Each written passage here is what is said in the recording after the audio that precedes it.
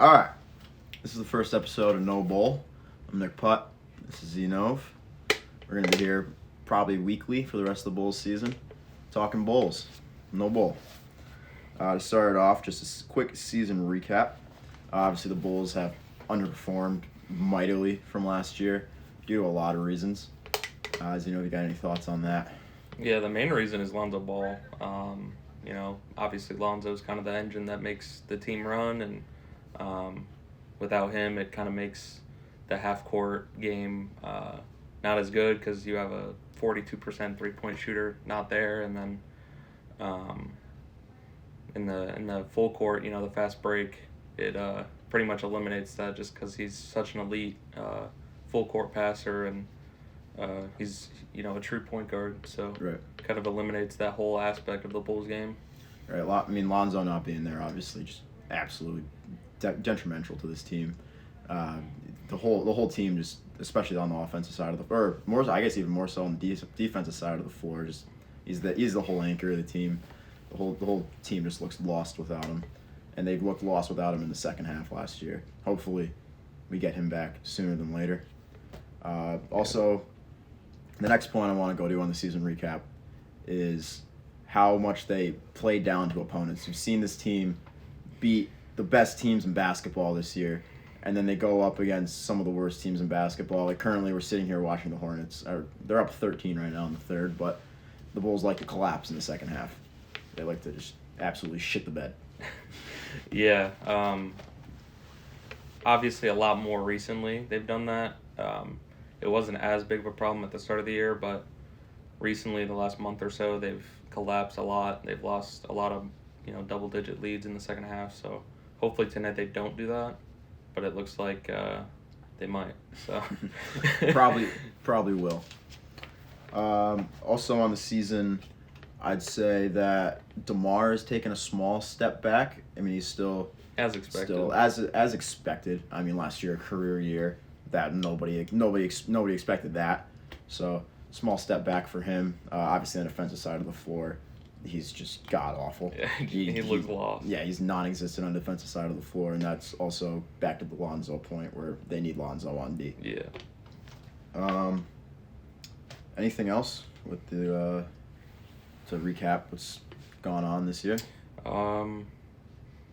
Mainly just I feel like a lot of it comes down to coaching. I feel like Billy's kind of underperformed as well. He's probably been like a bottom 10 coach in the league, I think, this year.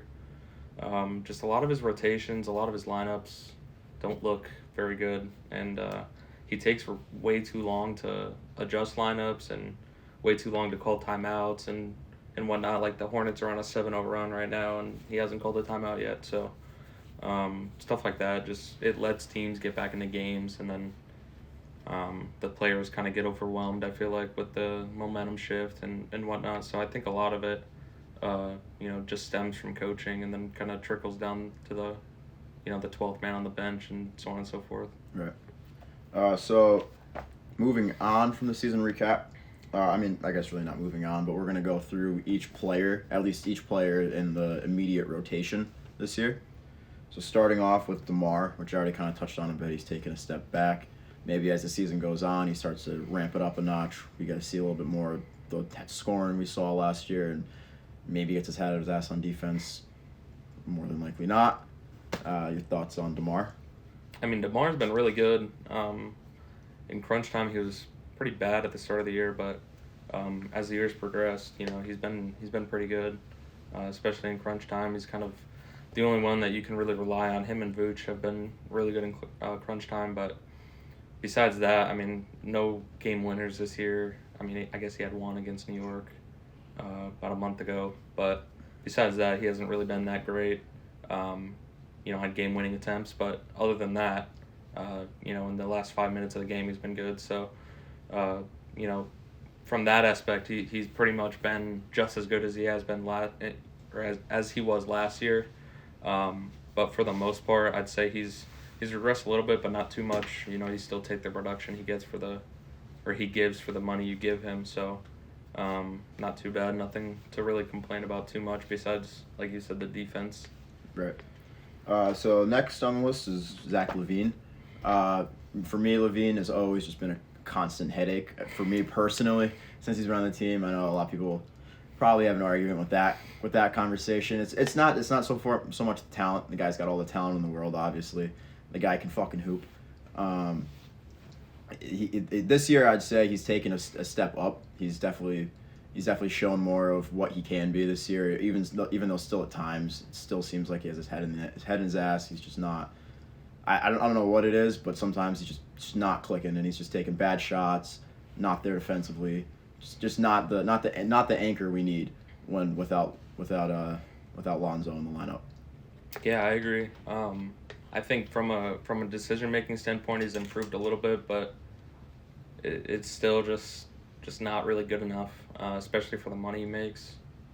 Right. You know, a max player should be doing max player things, and he does on offense most of the time, but doesn't really make up for the lack of offense sometimes on defense. You know, I feel like if you're struggling on offense, you can still contribute in other ways, and sometimes he just doesn't really do that. He just kind of disappears from the game entirely. So that's probably my most frustrating point with Zach, but for the most part, he's been really good.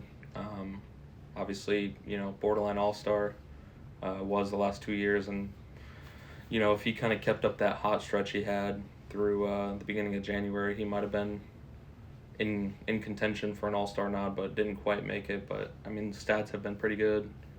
Shooting percentages are good, so nothing too bad, just lack of defensive effort, really, right. Which is, you know, the case with most of the team. Yeah, I mean that's just the story of the NBA these days. So yeah, I mean you can't get your head wrapped up too much on that in the NBA, but I mean, hell, you still want to see good defense.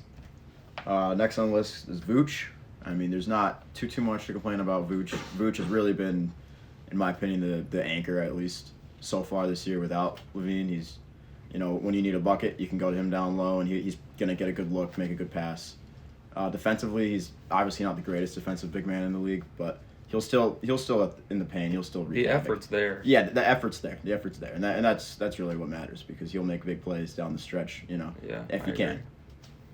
Yeah, I think Vooch has arguably been the Bulls' best player this year. Been really, really good in some moments, and then obviously maybe a little too inconsistent, but he's been pretty consistent for the most part. So hopefully they can, you know, re-sign him this offseason. If not, then make a deal for him at the trade deadline. I would hate to see him go, because I really think he's been the Bulls' best player arguably this year, but at the same time, you just have to get something for him if you can't re-sign him, and you know, with the money that the team has tied up in the top two players, you might not be able to. So, but yeah, I think he's been really, really good this year. The stats don't really show it, but he's shooting the ball well. You know, can't really complain. So.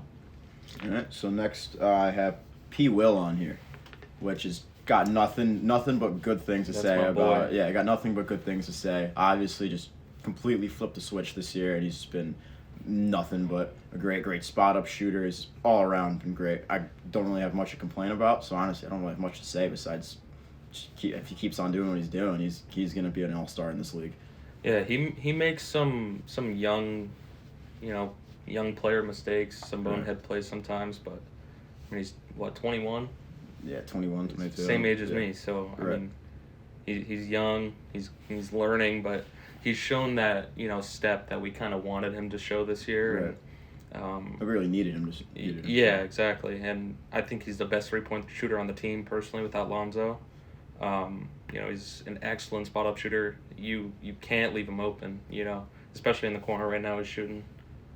You break that one, but for the most part, I mean, he's been really good. Guards the team's best player, or the other team's best player every night. So, you know, kind of like Puz said, you just can't really complain about him. Been really, really solid, really consistent. So, I'll take it. All right. The next on the list I have Io. Io's been a little iffy this year. You know, I'm sure everybody in Chicago really, you know, obviously everybody wants to see him succeed in Chicago kid.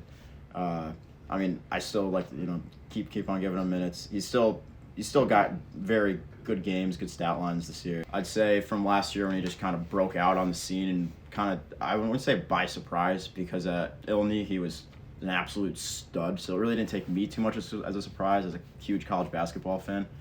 But for the majority of NBA fans, it seemed to be a bit of a surprise that how well he was playing. And he really hasn't taken that big of a step this year. I think that Bulls fans wanted to see him take. But he still played well. Well, I think he came in NBA ready, and Yeah. I think that's kind of why he didn't really show much improvement, at the start of his second year. It's just I think he came in ready for the NBA game. His body was NBA ready, and so I think if you're going to see improvement from him, it'll be a year or so down the line. But I think he's been solid. He's the best perimeter defender the team has besides Pat and Alex, obviously. So he's reliable on that end, and I think he needs minutes. Just maybe not as a starting point guard of a playoff contender, but he's good enough to play for the Bulls. It's just maybe not in the role he's in right now. So Right. Next on the list, I got Andre Drummond, he's just been he's balling right now. yeah, he's been phenomenal all year. Love the addition. He's obviously one of the better rebounders in all the NBA, and he'll just give you consistent solid minutes off the bench.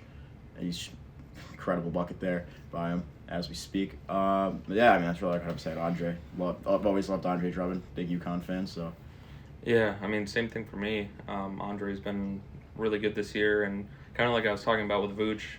Obviously, Vooch and him are two completely different players, but kind of like Andre, you've kind of seen that consistent effort from him every night, and Right. every time he plays, he's ready to play. Which that's again a lot of the lack of effort from this team is been its problem. So I think if you have guys that just come in and play with effort, even if they put up zero stats, I don't really think that matters at this point. They just need people that care. So I think Andre fits that mold pretty well. Mm-hmm. Next on the list, Kobe White, which is an interesting topic because he's shown signs to just be maybe not up to the potential of where he was drafted, and we were talking the last time we watched the Bulls game together. That draft class was one of the worst in the last 10 years, so you can't really complain too much about that pick. And he still has the potential to be a very, very good role player, and he's shown that throughout this year. Kobe's been good this year. His stats may not say it, but from the eye test, he's been really good. Right. And I feel like this is kind of the time where the Bulls front office is going to mess it up and trade him when his value's the lowest, but he's been playing the best of his entire career. So hopefully he doesn't get traded next week, but I wouldn't be surprised. He's kind of like the culprit for all of this, even though, or the scapegoat, I guess you could say. Right. Although it's not really anything that he can do. It's not really his fault. So, but yeah, I think Kobe's been phenomenal. Okay. And then we got Goran Dragic, which I would say it's just kind of to say to his minutes as to why he hasn't played the way he has, and obviously an older player, and this team's got a million guards, so I mean I think it's just to the minutes. I'm sure he's good for the young guards in the locker room, so I'm not going to complain too much about what he's brought to the table. Yeah, Goran's been all right. Kind of a liability on defense, Right. but that's kind of expected. Yep. Good passer, obviously, and he started off the year really hot from three, but kind of cooled off since then, so that kind of sucks. But for the most part, he's been good. Not really expecting too much out of him, so Right. it is what it is. But yeah, I think the main role he has on this team is just to be a mentor more than anything. Right. And then next, Javonte Green, obviously currently hurt, which hurts because he's a huge guy on defense. He'll give you solid minutes, and he'll be a guy that doesn't really show up in the box score necessarily as much, but if to the eye test, great player. Yeah, it's the same thing with. I'm sure we're going to talk about him in a second. Derrick Jones Jr. They're both kind of similar players in that aspect. They don't really show up in the box score a ton necessarily, but their impact is huge on the floor, and it's very noticeable. They come in with energy, which again I've said it a couple times.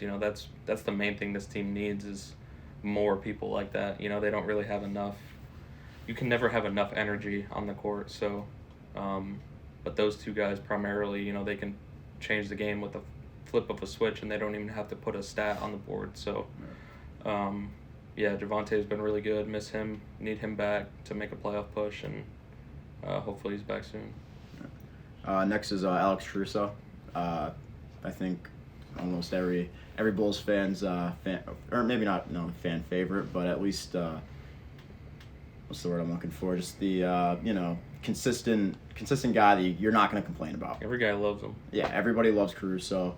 Every time he's on the floor, 120%. Yeah. There's literally nothing to complain about. Defensively, offensively, he's good enough. Yeah, good enough, and he facilitates the ball. He's not like enough of a liability on offense to where you just can't play him. Right. Kind of like Thibault out in Philly or someone like that. Yep. He's good enough on offense to, make up for his lack of offense. I guess he does just enough. Yep. But I think he's all defense. I think he's extremely good.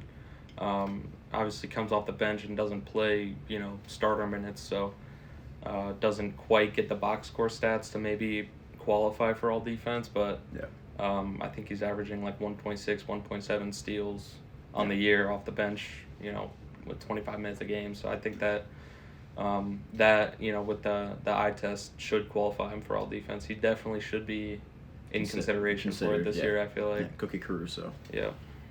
Next is Derek Jones, like Zach just said, very comparable to Javonte Green. Won't show up in the box score, but to the eye test, he's great on the boards, down low, give you good defensive minutes. Anything else on Derek Jones? Not really. Just we kind of keep saying like everyone's been good, which isn't true. No, it is, but it's like they just don't really gel together. It seems like that's a better word. Everyone's been good, like individually it feels like, but together they're just not as good. And I feel like they should be over 500. I don't want to complain about the refs too much, but the refs have screwed over the Bulls in multiple games this year. Right. Which obviously not all of them are due to the refs. They've collapsed and kind of blown some big leads, but you can't tell me that a missed call, with 30 seconds left, with the Bulls down 1 or something like that, like doesn't change the game, because it definitely does. But they kind of put themselves in those positions. So yeah, kind of cut off there. But basically, I was just saying like the team seems like they have good chemistry, but just on the court doesn't really mesh that well. The construction of the team isn't perfect by any means, but they have the star power to kind of make up for that, and just seems like they really haven't yet so far. So hopefully they can figure it out in the last 30 games or so. But yeah, that's kind of all I was saying about that. But Derek Jones has been phenomenal, so props to him. So the last guy who has played, obviously I think got consistent minutes, is Dalen Terry, which is kind of killing me, especially with the way the team's playing right now, that he's not just getting more minutes, just throwing him in the rotation. I'm sure none of you probably watched the Yankee podcast last night, but I was yelling at the Yankees because they don't play their kids. It's the same thing here. Just play the kids, let them play, let them figure it out. That's really all I got to say about Dalen Terry. Yeah, I mean, in the minutes he has played, he's kind of looked maybe a little lost, but that's kind of, expected. He's young, doesn't play a lot, so I think, with playing time that would improve. So just depends, if I feel like injuries are the main reason that Io got playing time last year. So luckily the Bulls haven't had any like major injuries this year to warrant Dalen getting heavy minutes, but if that were to be the case, I think he could fill in and get a lot of experience and play pretty well in whatever role they throw him into. Yeah. So. Also depending on what happens in a week at the deadline. True. True. And then we've already pretty much talked about Lonzo a ton. Again, just missed the hell out of him. Really need him back this year. We'll see if we get him back, but probably not. Unfortunately, probably not at this point. But I guess we'll see. So moving on from player recaps as up to this point. So looking forward to the rest of the season, the last 30 games or so. Yeah, yep. We're about 30 games left. About last 30 games or so. I really do think this team can make a late playoff push. Obviously, the talent's there. Saw it last year. It's going to be hard without Lonzo, but they really can because they've shown they can beat the best teams in basketball. They beat the Celtics. They beat the Bucks. They beat the best of the best. They played well against the Clippers the other night. They're playing good against teams that have the star power. When you can beat teams with star power, you can beat anybody. Yeah. So, it's the playing down to opponents. It's the playing down to opponents. That shit just needs to stop. Well, yeah, and a lot of that just comes down to effort. Like a lot of the teams that aren't as good in this league, they make their money and what have you on effort. They come into games like this, playing against the Bulls where they have a bad record, but they're a better team than the record shows, I think. And all those teams that are worse than them come in and they just know that they can out hustle them at all times. So that's kind of the thing that hurts them, and kind of the main point that I've been making, really since the end of last season, is they just need effort players and people that care. So yeah, but they can beat good teams. So if they can beat good teams, they can beat any team. They just need to show care, pretty much. So I guess the last point we'll make here before we wrap it up here is looking at the trade deadline, just in case any moves happen before next week, whether we record it before or after, don't really know yet for the deadline. Just some trade deadline predictions, what we want to see happen. So looking forward to the trade deadline, it would really depend on what the Bulls get back, whether they sell or buy, whether that's Vooch, Zach. Obviously probably not DeMar. I don't think anybody's really going to take DeMar at this point. But it really depends on what they get. And at this point, it seems like the Bulls are just about below average of the league to just sit put and just see what happens, which is probably what's going to happen, which kind of sucks. Yeah. That's really all I got on the deadline as of right now. Yeah, I mean, all I really want is them to just choose a direction. You know what I mean? Like, if you're going to keep the roster intact, you have to buy. Right. If you want to move on, I don't see them buying whatsoever. I mean, they did. 2 years ago we got Vooch at the deadline, which was a huge shock that they went in that direction. Well, exactly. They chose a direction. You know what I mean? Like that's what I want is, if you're gonna buy, then buy. If you're gonna sell, then sell. Like, don't do both. Don't like sell off someone like Zach LaVine and then go and trade for someone else that can help win now. You know what I mean? Like, it just makes no sense. Yeah. So just choose a direction. Whatever direction that is, I'll be watching every game still, so it doesn't really matter. Yep. But just please choose a direction, and hopefully it's the right one. Right. Alright, so I guess that's really it for episode 1, unless you've got anything else. No, that's it. That's really it. So like, subscribe. We'll be here talking Bulls the rest of the season. Probably miserable as fuck. But we got a ton of other podcasts. There'll be a bunch of if you're a gambler, gambling pods coming, baseball fan, bunch of baseball stuff, college basketball, just about everything sports here. So I guess that's it for episode 1 of No Bull. Thanks for watching. Peace. No, I got Dash and Donut. Look at this boy. Cuppy Coffee, that's my guy. I have to see the rest. That's just the rest of the definitely Cuppy Coffee. Cuppy Coffee? Yeah. Alright, well, this is the pod's on standby. They're just trying to get people putting money down in the commercial breaks on Dunkin'.